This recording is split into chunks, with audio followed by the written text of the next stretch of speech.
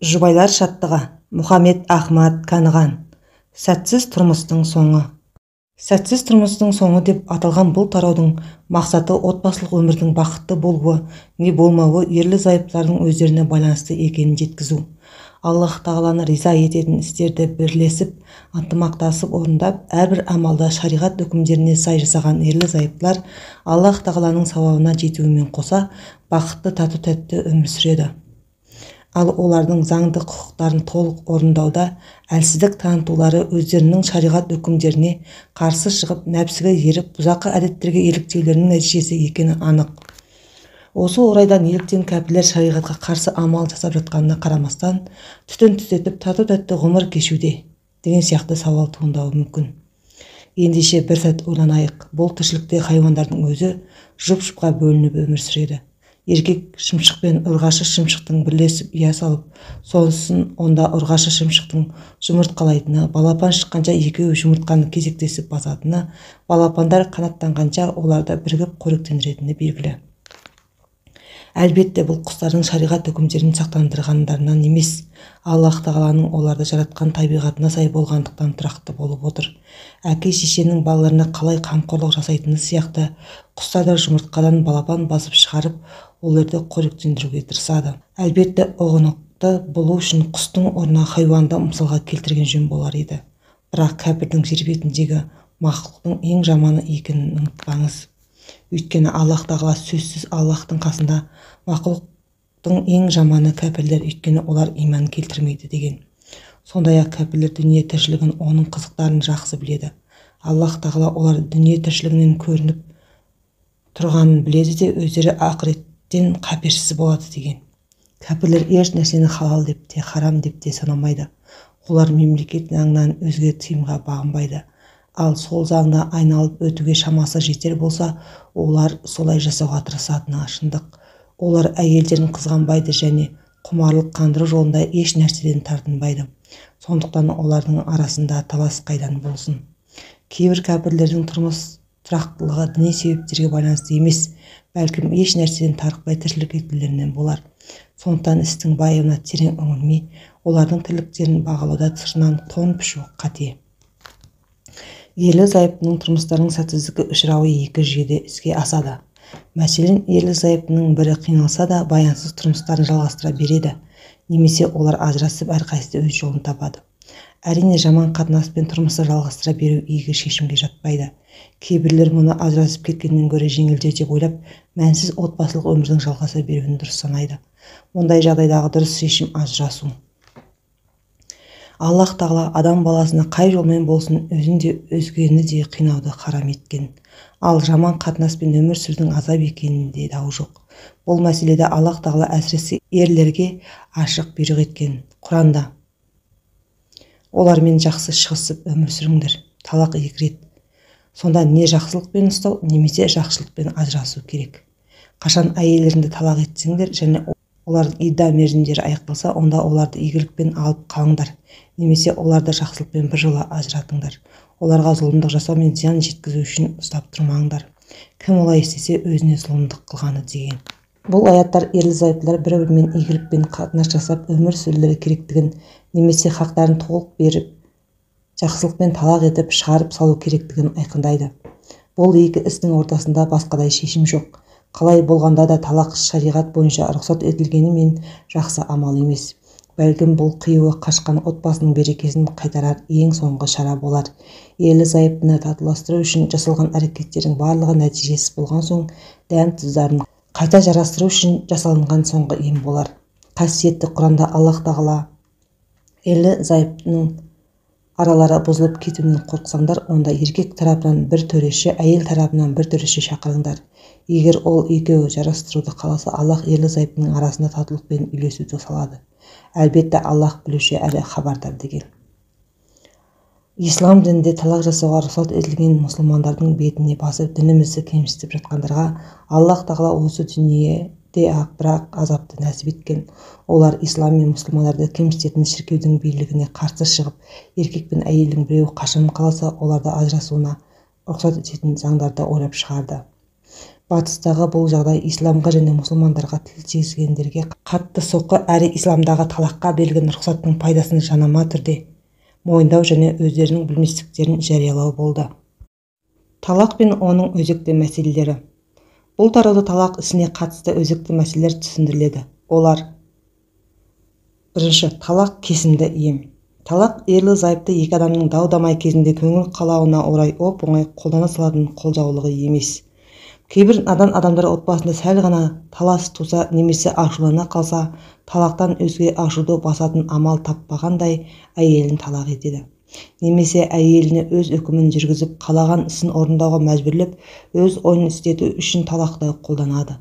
Ант ішіп, егер мына істі жасасаң немесе пәленшенікіне барсаң, талақсың деп қорқытады. Мұндай адамдар шариғаттың өте қажет кезде ғана некені бұзу үшін еркектің қолына берген хақын орынсыз қолданады. Олар ерлі-зайыптылар ортасындағы таласты жою үшін берілген талақты шариғаттың хикметіне қарсы қорқыту құралы етіп алған. Сондықтан ерлер Аллах тағаладан қорқу керектігін қатаң ескертіледі. Олар талақ мәселесінде Аллах тағаланың белгілеп берген межесінен аттамауға міндетті. Талақ тілдегі ойыншық немесе әйелді қорқытатын құрал емес. Ерлі-зайыптылық өмірді тоқтатып, ажырасуға шешім шығарылған амалсыз жағдайда ғана талақ айтуға болады. Екінші, талақтың хақы. Талақ еркектің қолында, әрі ол оның хақы. Талақ еркек қана қолдана алатын амал. Алайда ол бұл мәселеде жоғарыда айтқанымыздай Аллах тағала белгілеген межеден аттамауы керек. Егер күйеуі әйеліне сенім білдіріп, қалаған кезінде белгілі бір уақытқа бір талақ байын жасауына келісім берсе, әйелі де талақ хақына ие болуы мүмкін. Яғни сенім хақының шарттары негізінде әйел өзін күйеуінен талақ етіп ала алады. Бұл мәселе фиқх кітаптарында кеңінен түсіндірілген. Ал ажырасуға жетерлік тұрақты себептің болуына қарамастан, ері әйелін талақ етуден бас тартса, ондай жағдайда әйел қазыға шағымданып, күйеуі мен өзінің арасын ажыратып берін өтінуге құқы бар. Әйел тарапынан мұндай өтініш айту бірнеше себептерге байланысты жасалынады. Мәселен, ерлі-зайыпты арасындағы келіспеушілік пен талас-тартыс тоқтамаса, ерінің асырауға мүмкіндігі жоқ болса, жыныстық жағынан жарамсыз болуы сияқты қосылуға кедергі болатын кемшілігі болса, алапес сияқты кесел салдарынан ағарып қалып, әйелі онымен тұра алмайтын болса, әйел осындай жағдайларда ғана өтінішпен қазға жүгінуге болады. Құрыта айтқанда, ислам шариғаты қай кезде де адамның ауыртпалық пен қиындыққа ұрынғанын, зұлымдық пен зорлықтан жапа шеккенін қаламайды. Аллах тағала әрбір қиындыққа бір жеңілдік, әрбір түйінді күрделі іске бір шешім берген. Сондықтан мұсылман адам ер болсын, әйел болсын, Аллахтан ғана қорқып, оның белгіленген шегінен шықпаса, дүние ақыретте Аллах тағаланың мол нығметіне бөленеді. Талақ түрлері. Ғұламалар талақты екіге бөлген. Бірінші талақ ражғи, қайтаруға болатын талақ. Екінші талақ байын, түпкілікті талақ. Талақ байын ішінен екіге бөлінеді. Бірінші түпкілікті ажырасудың кіші түрі, екінші түпкілікті ажырасудың үлкен түрі. Бұлардың түсінігі төмендегідей. Талақ ражғи бұл некенің үкімдерін және еркектің әйелге деген құқын жоймайды. Әйел идада отырған уақытта ерлі-зайыптылық қатынас жалғаса береді. Ида уақытында ері әйелін оның келісімінсіз және жаңадан неке қимай да қайтарып алуына құқылы. Егер идасы біткенше қайтарып алмаса, онда әйелі одан ажырасқан болып саналады. Бұдан кейін ері әйелін келісімі арқылы және жаңадан неке қию арқылы ғана қайтара алады. Талақ ражғи, талақ еттім деген сияқты әйелінен ажырасқанын аңғартатын сөзді ашық айтумен жүзеге асады. Осындай және басқа да талақта аңғартатын сөздер айтылса, еркекте талақ ниеті болмаған болса да талақ болады. Егер еркек мен талаққа ниет етпеген едім десе де, оның бұл сөзі қабылданбайды. Сондай-ақ бұл сөз бірінші немесе екінші рет айтылып жатқан болса, онда ері әйелін қайтарып алуға болады.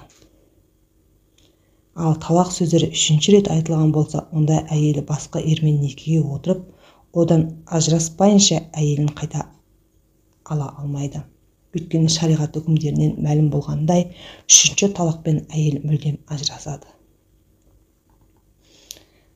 Бірінші, түпкілікті ажырасудың кіші түрі. Бұл ердің талақты ниет етіп, әйелімен ұрыса отырып, төркініңе кет деген сияқты астарлы сөзбен айтқандағы бірінші немесе екінші талағы. Сондай-ақ егер әлі әйелімен қосылмаған болса, анық түрде талақ сөзімен айтса да талақ түседі. Талақтың бұл түрінің үкімінде неке үкімі жойылып, әйелдің идда сақтауы ғана қалады. Бұдан кейін олар тек қана жаңа некемен қайта қосылып отау болуы ғана мүмкін. Екінші, түпкілікті ажырасудың үлкен түрі. Бұл кесімді талақ деп те аталады. Бұл үшінші рет айтылған талақ. Бұл талақ жарияланған сәтте-ақ дереу некеге иелік пен қосылуларына деген адалдықты жояды. Бұдан кейін әйелі күйеуіне халал болып саналмайды. Тек қана егер бұл әйел басқа бір еркекпен тұрмыс құрып, сосын ол еркек бұл әйелді талақ етеді. Сонан соң әйелдің иддасы біткесін ғана алғашқы ері бұл әйелді жаңадан неке қиып қайтадан алуына болады. Осы орайда талақ сөзін көп қолданатын кейбір еркектерді сақтануды өткен жөн. Мұнымен олар Аллах тағаланың шариғаттағы үкімдеріне қайшы келулерімен қоса өздерін де отбасында қиын жағдайға душар етеді. Бұл оларға бақытсыздықтан, қиындықтан басқа ештеңе әкелмейді. Тіпті кейде олар ерлі-зайыпты арасында кесімді харамдық орын алғандықтан шариғатқа сай емес заңсыз түрде қосылып та жатады. Талақ етілген әйелдің халал болуы. Түпкілікті талақтың үлкен түрімен ажырасқан әйел бұрынғы күйеуіне қайта халал болу үшін алдымен басқа еркекпен тұрмыс құруы шарт. Өйткені Аллах тағала ер әйелін мүлде ажыратса, бұдан кейін оған ол басқа ерге тимейінше халал болмайды деген.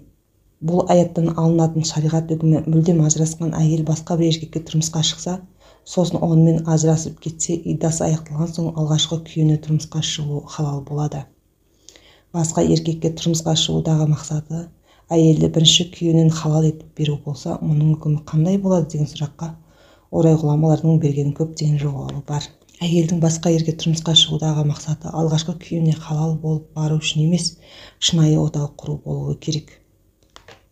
Егер бұл іспен халал етіп беруді мақсат еткен болса, онда мұндай жоспар жасаған адам күнәһар болады.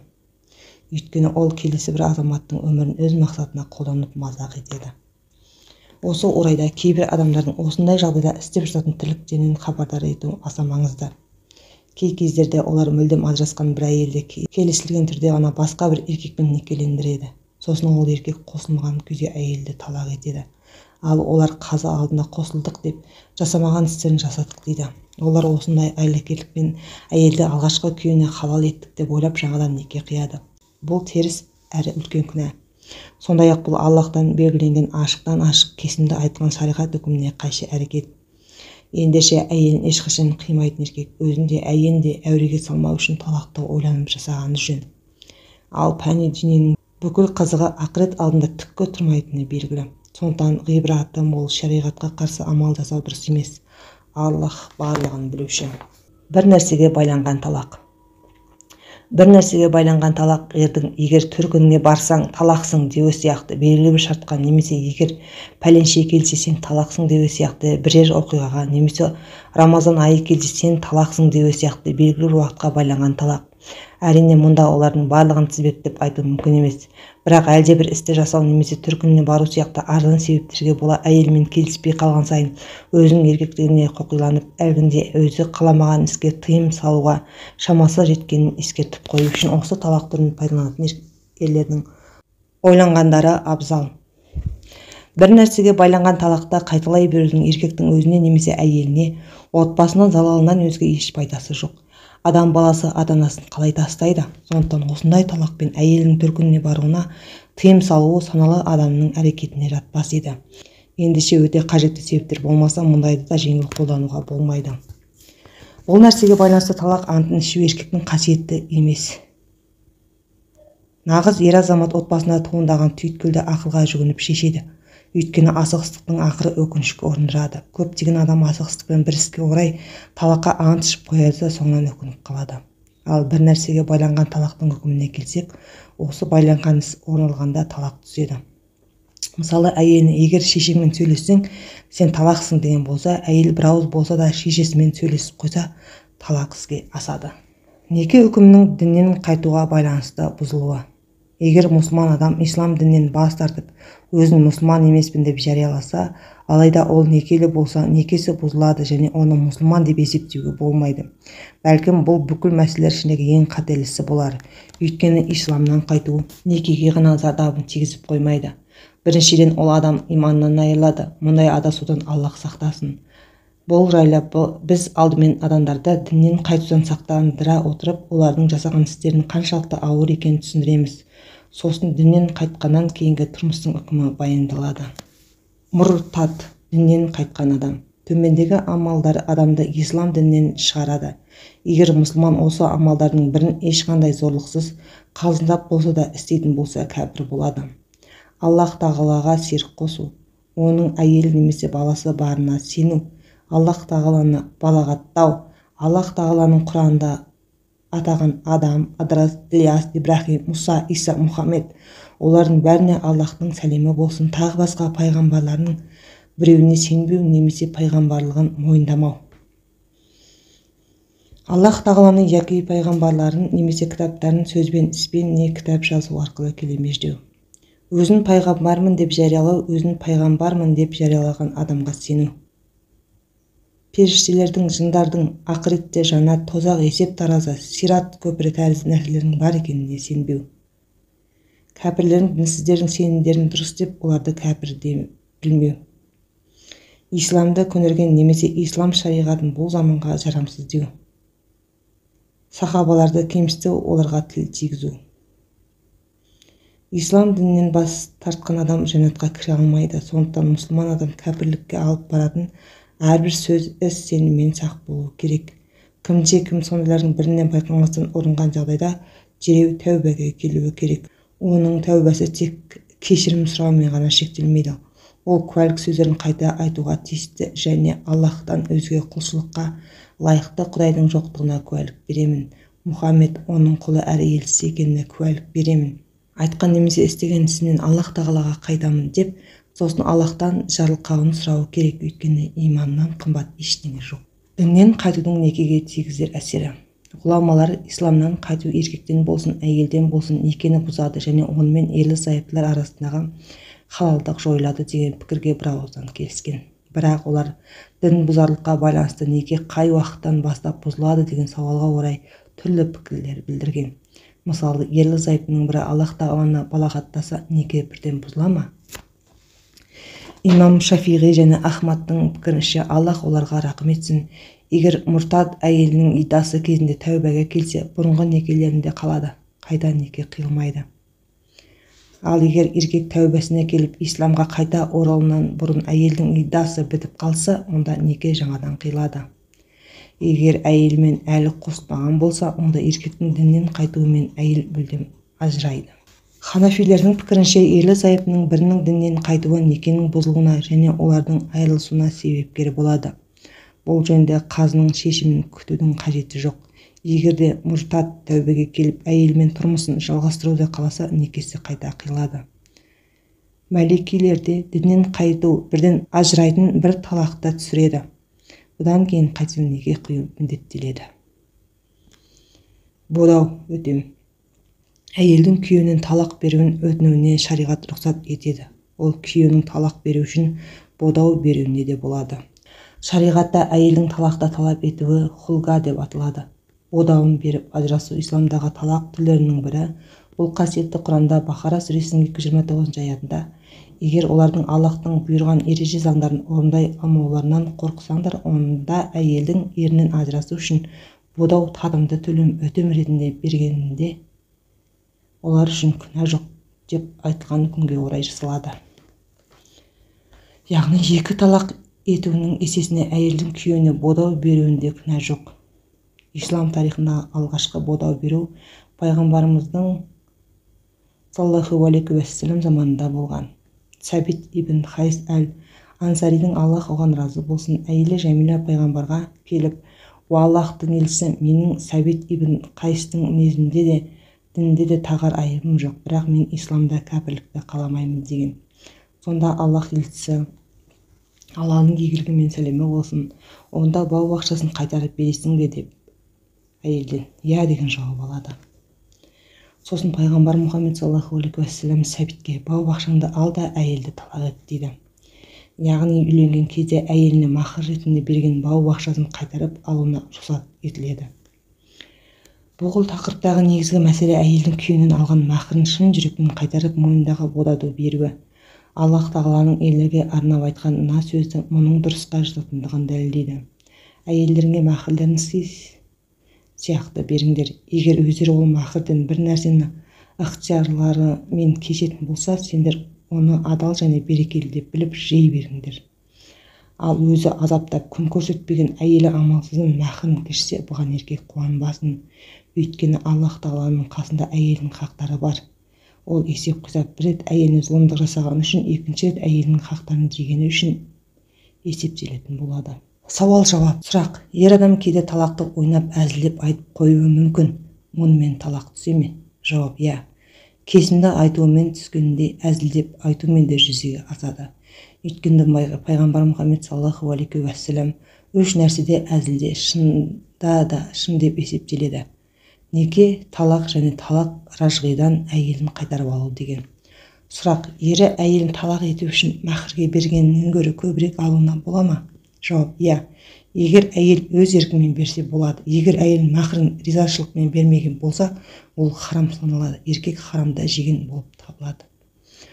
Сұрақ: талақ етілген әйелдің қандай хақтары бар? Жауап: мүлдем ажырасумен талақ етілген әйелдің қалған махрын және идада отырған кезіндегі нәпақасын алуға хақысы бар. Сұрақ: күйеуі қайтыс болғаны себепте идада отырған әйелдің міндеттері қандай? Жауап: ол әйел үйінде отырады, қажетсіз шықпайды, әсемдену, иіс сеппейді. Әйелдің кейпінен күйеуінен айырылып, аза тұтқаны көрініп тұру керек. Сұрақ: идада отырған әйелге күйеуінің үйінен кетуіне бола ма? Жауап: жоқ, болмайды. Талақтың ида сақтау мерзімінде отырған әйел күйеуінің үйінде отыруы керек. Себепсіз басқа үйге кетуіне рұқсат жоқ. Талақ етілген әйелдердің жөнінде Аллах тағала оларды үйлерінен қуып шығармаңдар, және олар өздері де шығып кетпесін. Бірақ олар ашық бір арсыздық істесе, ол басқа деген. Сұрақ: егер де надан адам айтып жатқан сөзінің нәтижесін білмеген күйде әйелін талақ етіп қойса, талақ түсе ме? Жауап: иә, түседі. Білмегендігі араша бола алмайды. Алайда дінге жаңадан кірген, әлі діндегі мәселелерді үйренетіндей уақыт өтпеген немесе алыс жерде тұратын болса ғана талақ түспейді. Ал бұл жағдайлардың басқа кездерде пенде өз жүрегіндегі надандығына жауап береді. Өйткені білім үйрену барша мұсылманға парыз.